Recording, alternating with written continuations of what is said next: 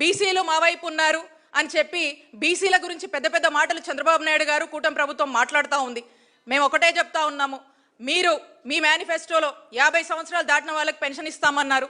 అలాగే మీరు అనేక హామీలు మహిళలకు సంబంధించి ఆడబిడ్డ నిధన్నారు, 3 ఫ్రీ గ్యాస్ సిలిండర్లు అన్నారు. ఏమైపోయినాయి? ఎక్కడా కూడా వాటి ఊసేలేదు. ఏదో మాటలు చెప్తా ఉన్నారు, ఎక్కడా కూడా సరిగా అమలు చేయట్లేదు. వాటి గురించి క్లారిటీ ఇవ్వరు. ఏమన్నా అంటే ప్రతిదీ కూడా P4 కనెక్ట్ ఇచ్చేసామని చెప్పి ఒక్క మాటలో దులిపేశారు. దీన్ని బట్టి అర్థమవుతా ఉంది మీకు ప్రజల మీద చిత్తశుద్ధి లేదు.